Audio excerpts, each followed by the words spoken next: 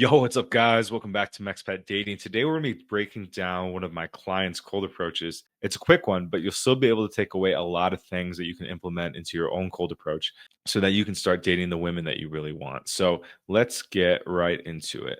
So I want to know what your name was. Leslie? Leslie? Uh-huh. Are you from around here? Sorry? Are you from around here? Yeah. Okay. I'm from United States. United. Nice to meet you. So, one of the big things, guys, when doing a cold approaches is that what I find is it's very important not to compliment right away. And this is a thing we see a lot of guys make. You see it a lot on YouTube videos from other creators that the traditional opening line is, "Hey, I thought you were really cute, wanted to say hi, or thought you were really pretty, want to come meet you." And what I found through my cold approach journey is that waiting to give the compliment to the end has a lot stronger of an impact. And if you compliment right away, what it can do is a couple things. One being that girls have been told they were cute since they were 2 years old, right? So there's nothing special about it.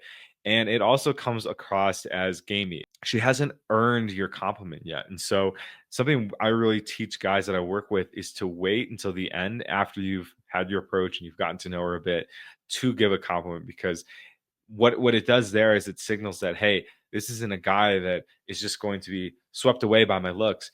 He's actually going to take some time to vet me. And obviously you're coming up to them to approach them and talk to them, and because you find them attractive. So when you don't initially say it, it makes them think, hey, whoa, this guy's a little bit different. He's not just showering me with a compliment just based off my appearance. If you're a guy though that wants kind of like a down to earth, dateable, reliable girl that is in your 8, 9, 10 category, what you're going to find is that they are just human and they are going to want you to treat them as such. Some girls do just, value themselves off their appearance, but a lot of girls have a personality and they want to show that to you. So when you withhold the compliment, again, it puts you in that frame of, I have to see if you're worth dating for myself as well. Something he did really good here is he talked about himself and told her that he's from the United States.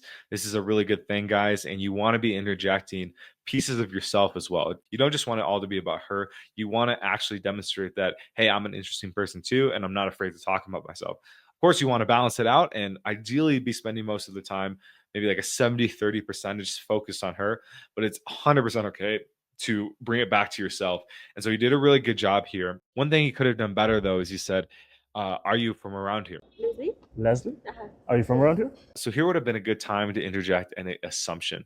What an assumption is, I've talked about this a lot on the channel, and this was a huge game changer for me. Pretty obvious. You assume something about somebody instead of asking them a question. So what he could have done here is, you're not from around here. Or he could have said, I can tell you live in this area. And the magic of assumptions is you can be completely wrong, but it still shows a masculine leadership and that you are willing to lead the conversation and that you can observe things about people. It does signal that you're socially calibrated. So funny enough, his name's Joel.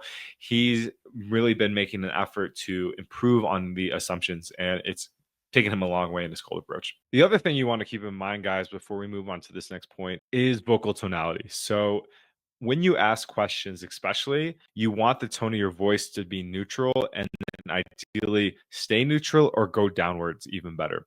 So, for example, where are you from? What do you do for work? Leslie? Uh-huh. Are you from around here? When your inflection goes from low to high, like, where are you from? What do you like to do here? It can come off a bit needy and a bit unconfident. So we want to make sure that we're staying as strong and as masculine as we can.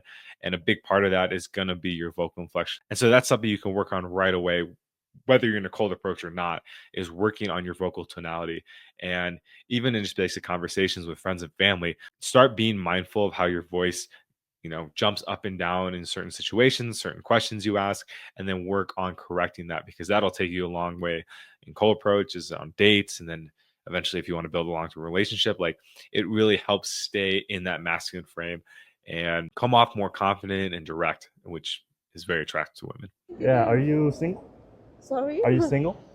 Like not married? No. You're married? No. Single? All right. Okay, guys, so here's a big no-no, in the pun intended. You don't want to be getting too personal too quick.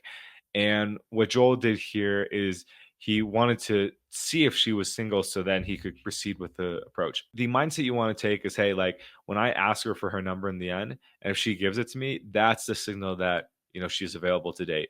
And then going even further, like, hey, she might just give you the number. When she's on the date in front of me, that's really when I know that it's on. So, what Joel's really been working on is not going too personal too soon. And what he's found is it's yielded a lot better results, because you can see by her body language here, as soon as he asked, and she understood what he was asking, she like backed away, because it was just too personal. Like, they've been talking for 20 seconds. So you want to be staying away from those kind of questions and keep it light, keep it fun, have the energy that whether she's single or not, I don't care, because I'm going to be talking to her. But of course, you're going to respect her boundaries if she isn't single, and you're not going to try to pursue things when she lets you know. But she'll let you know in the end when you go for her number.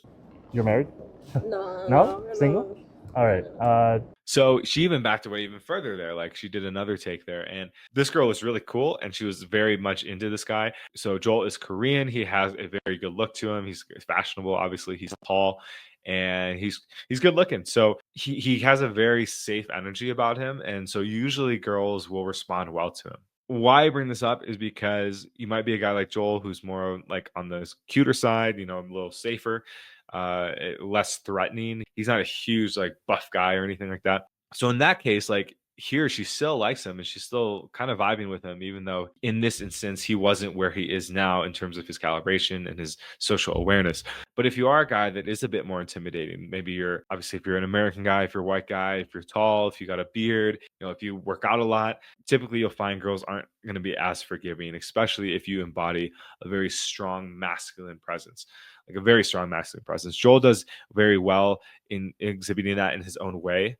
I think his vocal tonality and his directness is very strong and very attractive. If you are a guy, though, that is a little stronger and a little bigger, then like, she's going to disqualify you, because she expects you to behave a certain way depending on how you look. So Joel can be a little bit more kind of innocent, you could say, because he has that look and he's got the glasses and everything. But if you are a guy that looks a little more mature, then you have to be careful on your delivery. And so, by the way, guys, if you are struggling with your cold approach and it's kind of sick and tired of dating the women that you don't want to be dating, if you're really ready to step into this next area of your life, then you fill out an application to work with me one-on-one personally. I've helped dozens of guys nail this system down very quickly with a very simple plug and play system. And so that is what I'm here to help you with as well.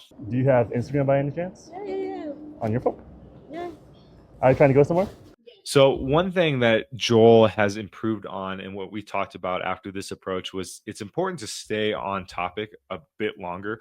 This whole approach was about 40 seconds. Like, my camera died right in about 5 seconds here, but the conversation didn't last much longer than when my camera died, maybe a few seconds longer, and then we parted ways. So for Joel, I think he was really in this mindset, like, I'm going to go in real quick, get the number, and then do all the back end work on my phone later.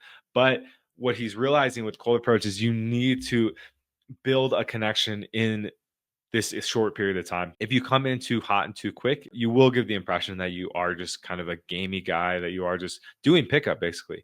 And some girls will be down for that, but a lot won't. And so your ratios will not be as good as if you take time, 2, 5, even 10 minutes. Sometimes on my channel, you've seen that I put a little timer on. I think my longest approach I went for was like 13 minutes.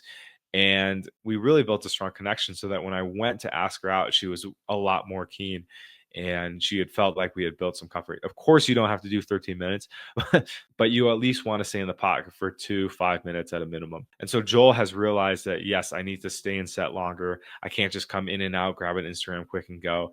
And he's made a lot of improvements. So in a future video, I'm actually going to break down his current cold approach and how much it's improved. And he's made a lot of improvement in the time since he's gone out since. So a really good thing he did too is he went to put his Instagram into her phone. And this is something I really recommend, guys, because it shows a bit of ballsiness. Like, hey, give me your phone. Right? I say that all the time. And sometimes I've even gotten responses when girls are like, did you really just tell me to do that? And I'm just like, yeah. And what it also does psychologically is that when you guys part ways and she's looking through her phone, she's waiting for you then to follow her back. So it does add a bit of her in the pursuing position. Obviously, she knows you asked her out, but this will do something psychologically. I work in you work here. Yeah. okay. In the store. Do you want to go? I'm fine here. Yeah. Yeah. I mean, I'm. Joel's so funny, man. He's just like, you see, like, to my point, like, he had the same kind of visceral reaction, and it's even less about like it being man to woman at this point. It's like a psychology, it's a human psychology thing where They just met, and she was like, "Hey, do you want to come to my store where I worked?" And he just instinctually went, "No, no, like that's way too soon. Like that's too much."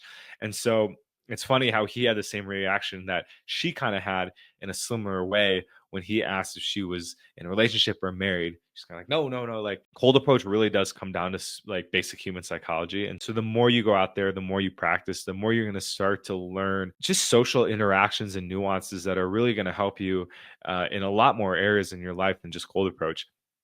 And it's going to help with all your relationships because you're going to start to see ways people react and behave to certain cues and certain things that you say, and then vice versa. You see Joel reacted quite viscerally to her request to come to the store she was at. So my camera died right there.